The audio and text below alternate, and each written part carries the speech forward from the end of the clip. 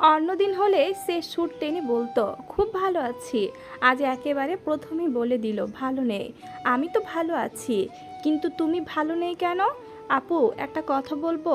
আমার তো আবার লজ্জা করছে, কিভাবে যে বলি। নির্দ্বিধায় বলতে পারো। আসলে আপু, আমার বাচ্চা চাই এখনই, কিন্তু উনি রাজি হচ্ছেন না। মেধার হাসি আসলো পদ্মের কথা শুনে। কি সুন্দর করে বলছে বাচ্চা চাই এখনই। বাচ্চাকে কিনে আনবে নাকি? মেধার কথা শুনে পদ্ম ঠোঁট উল্টালো।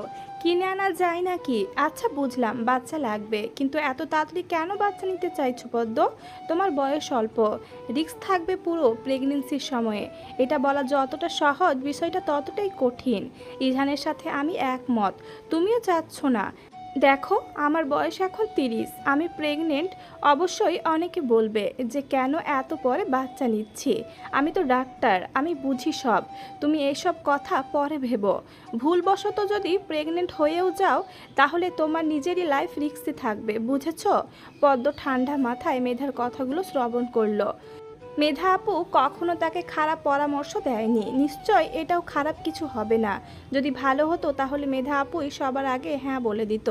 যেহেতু মানা করেছে, তাই সে এই বিষয়টা মাথা থেকে ঝেড়ে নিল। কিন্তু আপু, আমি তো ওনার সাথে রাগ করে আছি এই বিষয় নিয়ে। এখন কি হবে? লজ্জা পাবো তো ওনার সামনে দাঁড়াতে। আরে বোকা, লজ্জা পাওয়ার কিছুই নেই। ইজান জানি তো তুমি পিচ্ছি একটা মেয়ে। ও গিয়ে দেখো এইসব কথা নিয়ে মাথা ঘামায়নি। আর রাগ কিভাবে ভাঙাবে সেটা অন্তত আমার বলে দিতে হবে না আশা করি। পদ্ম হাসলো। না আপু, আচ্ছা তুমি বিশ্রাম করো, আমি ফোন রাখছি। নিজের খেয়াল রেখো। আমি ওনাকে বলে তোমার সাথে দেখা করতে যাব। রাত 9টা। ইজান বাসায় ফিরল। পদ্ম দরজা খুলেছে। পদ্মের রূপ দেখে ইজান অবাক হয়ে চেয়ে আছে। কালো শাড়ি পরিহিত কিশোরীকে দেখে বুকের বাম পাশটা নাড়া দিয়ে উঠল। ইজান বাসায় আসার আগে পদ্ম এভাবে সেজেছে। মিটমিট করে হাসছে সে। কিভাবে পদ্মের দিকে তাকিয়ে আছে তার ডাক্তার সাহেব। ভেতরে আসবেন না? ইজান হুঁশে ফিরল। তড়ি ঘড়ি করে বাসার ভেতরে ঢুকে ফ্রেশ হয়ে নিল। বেলকনিতে গ্রিলের সাথে দাঁড়িয়ে ফোনটা ঘাঁটছে। পদ্ম ইজানের বক্ষে মাথা রাখল। ইজান ফোনটা পকেটে ঢোকালো। আপাতত পদ্মকে ছাড়া অন্য কিছুতে অ্যাটেনশন দিতে চাচ্ছে না সে। তুমি না বলেছিলে আমি যেন তোমার কাছে না যাই? তাহলে নিচ থেকে আবার এসেছো কেন? পদ্ম যেন কথাটা শুনেও শুনল না, এমন ভাব করলো। পদ্ম ইজানের টি শার্ট ধরে তার দিকে ঝুঁকালো। ইজান ভুরু কুঁচকে প্রশ্ন করলো, কি চাই ম্যাডাম? আপনাকে চাই ডাক্তার সাহেব। ইজান আর নিজেকে কন্ট্রোলে রাখতে পারল না। পদ্মের উষ্টে তার উষ্টের ভালোবাসার ছোঁয়া দিতে লাগলো। দুইজন যেন ভালোবাসার রাজ্যে ডুব দিয়েছে। ব্যাস, আর কিছুই চায় না তার। এটুকুতেই যেন এক টুকরো শান্তি। কেটে গিয়েছে বিয়ের 4টি বছর। পদ্ম এখন অনেকটা বড় হয়ে গেছে। এত বছরের ব্যবধানে মেয়েটা এখন আর হ্যাংলামো করে না, যথেষ্ট জ্ঞান বুদ্ধি নিয়ে চলাফেরা করে, কথা বলে। ইজহানের 3 বছরের কষ্টের ফল। অবশেষে একজনকে মানুষের মতো মানুষ করতে পারল। শুধু মেয়েটার কথা কমাতে পারেনি এই যা। বিয়ের প্রথম প্রথম যেমন বকবক করতো, এখনও সে আগের মতোই রয়েছে। আর ঝগড়টে হয়েছে ভীষণ। আজ ইজহান আর পদ্মের 4র্থতম বিবাহবার্ষিকী। এই জন্য শেখ ভিলায় বেশ বড়সড় করে আয়োজন চলছে। সবাই খুব খুশি। ইজহান তাদের প্রত্যেক বিবাহবার্ষিকীতে এমন বড় করে আয়োজন করে। সবাই কাজ করছে যে যার মতো। শুভ্র রঙের পাঞ্জাবি পরিহিত লোকটার দিকে বারবার আর চোখে তাকাচ্ছে পদ্ম। সদ্য গোসল করে এসেছে, যার কারণে চুলগুলো থেকে পানি পড়ছে। পদ্মের এসব কাহিনী ইজহান খেয়াল করেছে। কাছে এসে দেখবে তা না, দূর থেকে দেখছে। মেয়েটা সেই বোকায় রয়ে গেল। ইজহান পদ্মের দিকে ঝুঁকে আসলো। পদ্ম আলছোয়া হয়ে শুয়েছিল। পদ্মের 2 পাশে হাত রেখে গম্ভীর কণ্ঠে বলল, এইভাবে দেখছিলে কেন? ভরকে গেল পদ্ম। সে ভেবেছে ইজহান তাকে নিশ্চয়ই খেয়াল করেনি। কি একটা লজ্জা পেতে হচ্ছে এখন। কোথায় দেখছিলাম? মিথ্যা বলো না তুমি। দেখছিলে আমায়। আমি আয়নায় দেখছি সব। সবার চোখকে ফাঁকি দিতে পারবে, এই ইজহানের চোখকে তুমি কখনো ফাঁকি দিতে পারবে না পদ্মফুল। পদ্ম মুখটা ফিরিয়ে নিল। হুম, আমার আর খেয়ে দিয়ে কাজ নেই, আপনাকে দেখব। আর আপনি ঝুঁকে আছেন কেন? বয়স হয়েছে, তবু লজ্জা নেই। ইজহান পদ্মের মুখে তার আঙুল ছুঁইয়ে দিল। মুহূর্তেই চোখ বন্ধ হয়ে গেল তার। লজ্জা কোনোদিনই হবে না পদ্মফুল। সরুন তো, এভাবে ঘরে একা বসে থাকলে বাইরের মানুষরা কি বলবে? একটা চুমু দাও প্লিজ। পদ্ম চোখ রাঙালো। এই না না, এখন না। ইজহান পদ্মের কথা শুনল না। টুপ করে পদ্মের উষ্টে একটা চুমু এঁকে দিল। পদ্ম মুখে হাত দিয়ে তাড়াতাড়ি উঠে ওয়াশরুমে ঢুকে পড়ল। ইঝান বেয়াক্কালের মতো শুধু তাকিয়ে তাকিয়ে দেখছে। কি হচ্ছে কিছুই বুঝতে পারছে না। ওয়াশরুম থেকে কাশির শব্দ শোনা যাচ্ছে। চিন্তিত হয়ে ইঝান বলল, পদ্ম ঠিক আছো তুমি? দরজা খুলো, আমি ঢুকবো। পদ্ম কোনো রকম উত্তর দিল না, মুখ ধুয়ে বের হলো। ইঝান তীক্ষ্ণ দৃষ্টিতে তাকাচ্ছে, চোখ মুখে দুর্বলতার ছাপ। চোখ টেনে তুলতে পারছে না এমন অবস্থা। ইঝানকে শক্ত করে জড়িয়ে ধরল পদ্ম। পদ্মের পিঠে হালকা করে হাত রাখলো। প্রায় 1 সপ্তাহ ধরে পদ্মের এই অবস্থা। আসলে বুঝছে না ঠিক কি হয়েছে। ইঝান নরম কণ্ঠে বলল, ঠিক আছো তুমি? পদ্ম মাথা নাড়ল।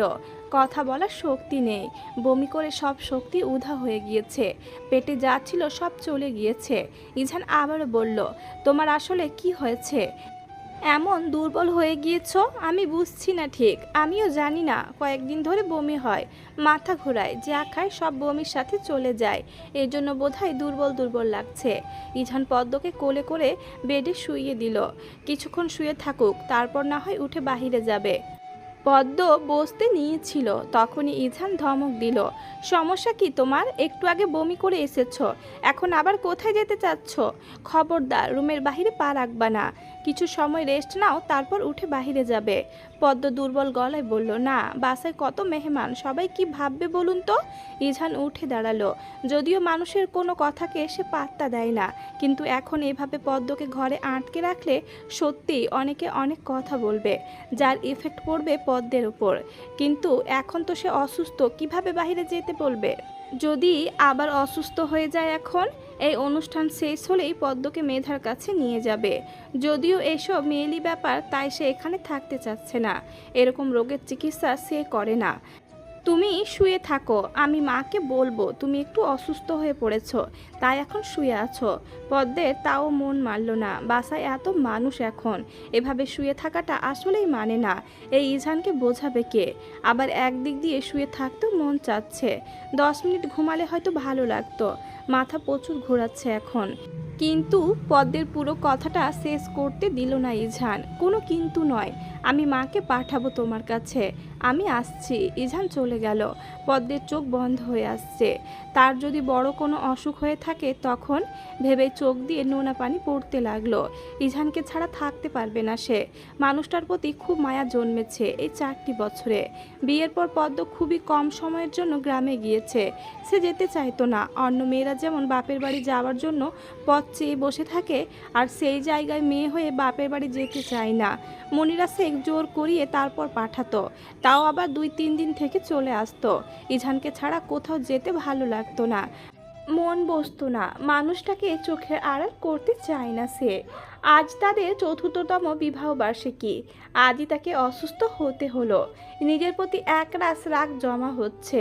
পদ্ম প্রায় 1 ঘন্টার মতো শুয়ে আছে। ভালো লাগছে না, প্রচণ্ড পরিমাণে অস্বস্তি লাগছে। দম বন্ধ হয়ে আসছে। মাথাটা ব্যথা করছে অনেক। পদ্ম উঠে বসেছে, মাথা চেপে ধরল। মন চাচ্ছে শরীর থেকে মাথা আলাদা করে দিতে। অসহ্যকর বেদনা। কেন যে শরীরের এমন অবস্থা হয়েছে কিছুই বুঝছে না সে। কয়েকদিন আগেও তো ভালো ছিল, কেন যে এমন হচ্ছে তার? মাথা ব্যথা বাড়তে লাগলো। এক প্রকার ছটপট করছে সে। মনিরা শেখ আর ইজনিয়া রুমে এসেছে। ইঝান তখন বলেছিল পদ্ম অসুস্থ, তাই ঘুমাচ্ছে। কাজের চাপে আর পদ্মের সাথে দেখা করতে আসতে পারেনি। এখন তিনি আর ইজনিয়া এসেছেন। রুমে ঢুকে বিচলিত হয়ে গেলেন পদ্মের ছটপটানি দেখে। তড়ি ঘড়ি করে পদ্মকে টেনে বুকে জড়িয়ে ধরলেন। কি হয়েছে, কি হয়েছে, এমন করছো কেন? পদ্ম মাথাটা মনিরা শেখের বুকে হেলিয়ে দিল। মা, জানি না আমার কি হয়েছে, কয়েকদিন ধরে বমি, মাথা ঘুরায়, এখন মাথা ব্যথা করছে ভীষণ, আমি সহ্য করতে পারছি না। মনিরা শেখের কপালে ভাঁজ পড়ল। এগুলো তো প্রেগনেন্ট হওয়ার লক্ষণ। কোনোভাবে পদ্ম প্রেগনেন্ট নয় তো? ইজনিয়া তো মনে মনে ধরে নিয়েছে পদ্ম প্রেগনেন্ট, তবে তার মায়ের ভয়ে মুখে কিছু প্রকাশ করতে পারল না। মনটা যেন আনন্দে দুলছে। শোন ইজনিয়া, 2টো প্রেগনেন্সি কিট আনবি এখনই, যা নিয়ে আয়। ইজনিয়া লাফ দিয়ে চলে গেল কিট আনতে। পদ্ম প্রেগনেন্সি কিট এসব বুঝলো না, সে তো আর প্রেগনেন্ট নয়। তাহলে তার শাশুড়ি কেন এটা বলছে? মনিরা শেখ পদ্মের মাথায় হাত বোলাতে বোলাতে বলল, তোমার পিরিয়ড ডেট কবে? পদ্মের কোনো রকম সংকোচবোধ কাজ করলো না, সোজাসাপটা উত্তর দিল, এই মাসের 5 তারিখ ছিল, এখন তো 16 তারিখ, তার মানে তোমার পিরিয়ড মিস হয়েছে, তাই তো? জি মা। আচ্ছা, ইজনিয়া কিটগুলো নিয়ে আসুক, তারপর সব ক্লিয়ার হবে। পদ্ম মাথা তুলে তাকালো মনিরা শেখের দিকে, অবুঝ কণ্ঠে বলল, কি ক্লিয়ার হবে মা? মনিরা শেখ হেসে পদ্মের গালে হাত রাখলো, তুমি প্রেগনেন্ট কি না সেটাই। তোমার যে লক্ষণ দেখছি মনে হয় তো প্রেগনেন্ট, তাই কিট আনতে পাঠিয়েছি ইজনিয়াকে। প্রেগনেন্ট কথাটা শুনে পদ্মের মনটা ধক করে উঠল, চোখটা ভিজে আসছে বারবার। যখন মেধা আপু প্রেগনেন্ট হয়েছিল তখন তারও মা হওয়ার জন্য মনটা উতলা হয়ে উঠেছিল। তার বয়স 18 হওয়ার পরও ইঝান বারবার নিষেধাজ্ঞা দিয়েছে, কতবার যে চেষ্টা করেছে, কোনোভাবেই হয়নি। এক পর্যায়ে হাল ছেড়ে দিয়েছিল, কত রাত কেঁদে কেঁদে ঘুমিয়েছে, হাজারবার ঝগড়াও হয়ে গিয়েছিল ইঝানের সাথে, তবে কখনো গায়ে হাত তুলেনি, শান্ত হয়ে বোঝাতো, না হয় বকা দিত। এই নিয়ে তাদের মধ্যে কত কথা কাটাকাটি হয়েছে, হিসেব নেই। কতবার ইঝান তাকে ফিরিয়ে দিয়েছে, ভাবতে মনটা হু হু করে উঠল। শুধু বলতো, বয়স হোক, বড় হও, তারপর বাচ্চা নেওয়ার কথা ভাববো। যদি ঘটনাটি সত্যি হয়ে যায় তাহলে ইঝান ঠিক কিভাবে নিবে বিষয়টা? এখন তো তার বয়স 19 হয়েছে, এটা মেনে নেওয়া যায়। প্রায় আধ ঘন্টা পর ইজনিয়া এসেছে। বাসা থেকে ফার্মেসি দূরে, তাই এত সময় লেগেছিল, না হলে আরও তাড়াতাড়ি আসা যেত। এই আধ ঘন্টায় পদ্ম দুবার বমি করেছে। মনিরা শেখ একটুও নড়ল না পদ্মের কাছ থেকে, পদ্মকে সব বুঝিয়ে দিয়েছে। পদ্ম রেজাল্ট দেখে বারবার চোখ মুছতে লাগলো। দুটো দাগ এসেছে, তার মানে সে সত্যি সত্যিই প্রেগনেন্ট। তার এত বছরের সাধনা, পদ্ম না চাইতেও চোখ থেকে পানি পড়ছে। এটা হচ্ছে সুখের কান্না, সুন্দর অনুভূতি।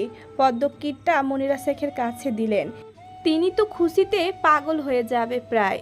বহু বছর পর শেখ বাড়িতে একটা বাচ্চা আসবে, বংশের প্রদীপ আসতে চলেছে, আর ইজনিয়া তো নাচছে খুশিতে। মনিরা শেখ পদ্মের কপালে চুমু দিলেন, যতই হোক তার মাধ্যমেই তো সব হয়েছে। পদ্ম বলে দিয়েছে যেন কাউকে কিছু না জানায়, আর মনিরা শেখও চাননি সব কিছু কাউকে জানাতে। 4-5 মাস যাক, তারপর জানাবে। ইঝানকেও জানানো হয়নি, পদ্ম চেয়েছে সে নিজেই জানাবে তাকে, তাই কেউ কিছু বলেনি। অবশেষে অনুষ্ঠান শেষ হয়েছে, সবাই এক এক করে চলে গিয়েছে। সবাই চলে যাবার পর পদ্ম রুমে চলে এসেছিল। খারাপ লাগছিল এত মানুষের মাঝে থাকতে। মনিরা শেখ পদ্মকে অল্প কিছুটা পোলাও খাইয়ে দিলেন, কিন্তু তাও পদ্মের পেটে সইল না। তার অনাগত বাচ্চা তার অবস্থা নাজেহাল বানিয়ে ফেলছে একেবারে। পদ্ম রুমে এসে শুয়ে পড়েছে, বড্ড বেশি খারাপ লাগছে তার। ইঝানা রুমে এসেছে, কারণ ইজনিয়া বলেছিল পদ্ম তাকে বলেছে রুমে যেতে। পদ্ম চিত হয়ে শুয়ে আছে, এক হাত মাথার ওপরে দেওয়া, আর এক হাত বালিশে রাখা। পদ্মের মুখটা দেখে ইঝানের খারাপ লাগা শুরু করলো। মেয়েটার হঠাৎ যে কি হলো বুঝতে পারলো না। পদ্মের পাশে বসে হাতটা ধরলো, আর সাথে সাথে পদ্ম চোখ মেলে ইঝানের দিকে তাকালো। বেশি খারাপ লাগছে তোমার? পদ্ম কিছু বলল না, উঠে গিয়ে ইঝানের হাতে কিটটা ধরিয়ে দিল। ইঝানের মন শীতল হয়ে আসছে, হাত মৃদু কাঁপছে। এটা কি সত্যি? পলকহীন চোখে তাকিয়ে আছে কিটটার দিকে। ইঝান পদ্মকে জড়িয়ে ধরল খুব শক্ত করে, এমন হচ্ছে যেন পদ্ম কোথাও চলে যাবে। পদ্ম শ্বাস নিতে পারছে না, যান বের হয়ে যাবার উপক্রম। পদ্ম তার কাঁধে পানি অনুভব করলো। আচ্ছা, পানি আসলো কোথায় থেকে? ইঝান কি কাঁদছে নাকি? ইঝানের মুখটা তার সামনে আনলো। সে ইঝান কাঁদছে, তার চোখের কার্নিশে বিন্দু বিন্দু পানি। কিন্তু কেন? ইঝান ভাঙা গলায় বলল, আমি কখনো তোমার অল্প বয়সে বাচ্চা চাইনি, কিন্তু আমার এখন এত শান্তি লাগছে কেন? বলতে পারবে পদ্ম, এটা কি সত্যি? পদ্ম মাথা নাড়ল। ইঝানের চোখ থেকে চশমা খুলে চোখের পানিগুলো মুছে দিল। বাবা হওয়া এত শান্তি আগে বুঝিনি কেন? কারণ আমি আগে প্রেগনেন্ট হয়নি তাই। ইঝান বুঝেছে পদ্ম মজা করছে। মনে হচ্ছে এই তো সেদিন মেয়েটাকে বিয়ে করে ঘরে তুলল, আর আজ তাকে বাবা হওয়ার আগাম সংবাদ জানাচ্ছে। কি যে পরিমাণ শান্তি লাগছে তার বলে বোঝাতে পারবে না। এই অনুভূতিটা এত সুন্দর কেন? ইঝান পদ্মের মুখে অনবরত চুমু এঁকে দিল। ধন্যবাদ পদ্মফুল, আমাকে বাবা হওয়ার সুসংবাদ দেওয়ার জন্য। পদ্ম হেসে ইঝানকে জড়িয়ে ধরল। আজ যেন খুশির শেষ নেই কারোর। প্রেগনেন্সির 6 মাস চলছে পদ্মের। আগে থেকে শারীরিক গঠন বদলে গিয়েছে, প্রচুর মোটাও হয়েছে সে। এখন আপাতত খেতে পারে, যার কারণে খায় আর ঘুমায়। এই 6 মাস যাবৎ তারা শেখ ভিলায় আছে। ইঝানের এখান থেকে হসপিটালে যাতায়াত করতে সমস্যা, তাও পদ্ম ও তার বাচ্চার জন্য সব কথা ভুলে যায়। আর মনিরা শেখ তার কথা আর কী বা বলবে, সে তো পদ্মকে একটা কাজও করতে দেয় না। উল্টো ইঝান বাসায় না থাকাকালীন সময়ে পদ্মের পাশে পাশে থাকে। সব সময় পদ্মকে তিনি আগলে রাখেন। পদ্ম তাদের প্রতি সারা জীবন কৃতজ্ঞ থাকবে। ইঝান তার শার্ট চেঞ্জ করছে আর বলছে, পদ্ম, তোমার মনে হচ্ছে না তুমি আগের থেকে মোটা হচ্ছ? পদ্ম এতক্ষণ চকলেট খাচ্ছিল, আচমকা খাওয়া বন্ধ করে দিয়ে বলল, কি বলতে চাচ্ছেন সরাসরি বলুন। ইঝান পদ্মকে রাগানোর জন্য বলল, তুমি আগের থেকে অনেক মোটা হচ্ছ, এত বেশি খেও না। তোমাকে এখন কেমন লাগছে? পদ্মের চোখ দিয়ে পানি পড়ে গেল। তার জিনিস খাচ্ছে বলে একেবারে এ কথা বলবে? আমি কি একা খাচ্ছি নাকি? আপনার বাচ্চাও তো খাচ্ছে। আর খাবই না, ধুর। পদ্ম চকলেটটা নিচে ফেলে দিল। রুমের বাহিরে যাওয়ার জন্য উদ্যত হলো, কিন্তু ইঝান পদ্মকে পেছন থেকে আলতোভাবে জড়িয়ে ধরল। পদ্মের পেটে হাত রাখলো। উফ, মেয়েটা এত রেগে যায়। ইঝান শান্ত কণ্ঠে বলল, মজা করছিলাম তো জান, এমন করে না, আর কখনো এসব বলবো না। তুমি কি জানো তোমাকে কত সুন্দর লাগছে ইদানিং? পদ্ম একেবারে মিইয়ে গেল। মানুষটার ওপর রাগ করে থাকতে পারে না সে। হুম, আগে সুন্দর ছিলাম না বুঝি? আমার বাবুর আম্মু সব সময় সুন্দর ছিল। পদ্ম ছটপট করছে, ঘুম আসছে না তার, পেট পিঠ ব্যথা হয়ে আছে। এখনও তার ডেলিভারির 1 মাস বাকি আছে। এখন বাজে রাত 1টা। পাশে তাকিয়ে দেখে ইঝান নিশ্চিন্তে ঘুমাচ্ছে। পদ্ম ব্যথায় ছটপট করছে। এক সময়ে তার ব্যথা প্রচণ্ড শুরু হলো, শরীর থেকে ঘাম ঝরছে ইচ্ছে মতো। ইঝানকে খুব কষ্ট করে ডাক দিল, যদিও তাকে ডাক দেওয়ার বিন্দুমাত্র ইচ্ছে ছিল না, কিন্তু সে তো কষ্ট সহ্য করতে পারছে না। ইঝান পাশ থেকে চশমাটা পরল। পদ্মের শুধু ঘাম ঝরছে, মুখটা লাল হয়ে আছে পুরো। হিতাহিত জ্ঞান শূন্য হয়ে পড়ল ইঝান। তার আর বুঝতে বাকি রইল না কেন পদ্ম এমন করছে। পদ্মের ডেলিভারির সময় ঘনিয়ে এসেছে। পদ্মকে কোনো রকম পাচাকোলা করে কোলে করে নিচে নিয়ে আসলো। মেয়েটার কান্না ইঝানের হৃদয় ভীষণ পোড়াচ্ছে। ইঝান তার বাবা মাকে গলা উঁচু করে ডাক দিল, তারাও এসে পড়েছে নিচে। তাড়াতাড়ি করে পদ্মকে গাড়িতে তোলা হলো। গাড়িতে থাকা অবস্থায় মেধাকে কল করলো। যেহেতু মেধাই প্রথম থেকে পদ্মের চেক আপ করে এসেছে, সেহেতু ডেলিভারি মেধাই করবে। এখন একমাত্র ভরসা মেধা। পদ্মের অসহনীয় ব্যথা দেখে কারোই মাথা ঠিক নেই। পদ্মকে অপারেশন থিয়েটারে নিয়ে গেল। মেধা যথাসম্ভব দ্রুত হসপিটালে চলে এসেছিল, যার কারণে এত বেশি ওয়েট করা লাগেনি। ইঝানও অপারেশন থিয়েটারে, ও যেহেতু ডক্টর তাই হসপিটালের কর্তৃপক্ষ কোনো রকম কথাই বলেনি। পারমিশন নিয়ে এসে অপারেশন থিয়েটারে ঢুকেছে। পদ্মের নর্মাল ডেলিভারি করা হবে, তাই সব কিছুর প্রস্তুতি নিচ্ছে। মাঝ বরাবর মেধা দাঁড়িয়ে আছে তার পাশে। 2 জন নার্স আর ইঝান। পদ্ম কেঁদেই চলেছে। ইঝানের হাতটা শক্ত করে ধরে রেখেছে। এই প্রথম ইঝান কোনো মহিলার ডেলিভারিতে এসেছে, যার কারণে তার হাত পাও কাঁপছে, মাথা যেন ঠিকঠাক কাজ করছে না। মনে মনে একটাই দোয়া করছে যেন পদ্ম এবং তার বাচ্চা ঠিক থাকে। পদ্মের ডেলিভারি শেষ হলো। পদ্ম এখন অচেতন অবস্থায় শুয়ে আছে। কিছুক্ষণ আগেই ব্যথায় জ্ঞান হারিয়েছে। ইঝান তার একমাত্র ছেলেকে রক্তমাখা অবস্থায় কোলে নিল। হ্যাঁ, সে একটা পুত্র সন্তানের বাবা হয়েছে। চোখ দিয়ে অনবরত পানি পড়ছে তার। বাচ্চাটিকে বুকের সাথে মিশিয়ে নিল। মেধা হেসে ইঝানের কাঁধে হাত দিল। কংগ্রাচুলেশন সুদর্শন পুরুষ, তুইও বাবা হয়ে গেলি। ইঝান হাসছে, কিন্তু তার চোখ দিয়ে পানি পড়ছে। নার্সের হাতে বাবুকে দিয়ে দিল, কারণ তাকে এখন ক্লিন করা হবে। ইঝান নিজের শার্টের দিকে তাকালো, পুরো রক্ত ছেয়ে গিয়েছে। এটা সে ক্লিন করবে না, তার বাবা হিসাবে প্রথম স্মৃতি রেখে দিবে। পদ্মকে কেবিনে শিফট করা হয়েছে, জ্ঞানও ফিরেছে এবং সে এখন অনেকটাই সুস্থ। ইঝান নিজের শার্ট চেঞ্জ করতে গিয়েছে। পদ্ম তার পাশে শুয়ে থাকা ছোট্ট দেহটাকে দেখছে। এতদিন সে তার পেটের মধ্যে লুকিয়েছিল, এখন তার চোখের সামনে।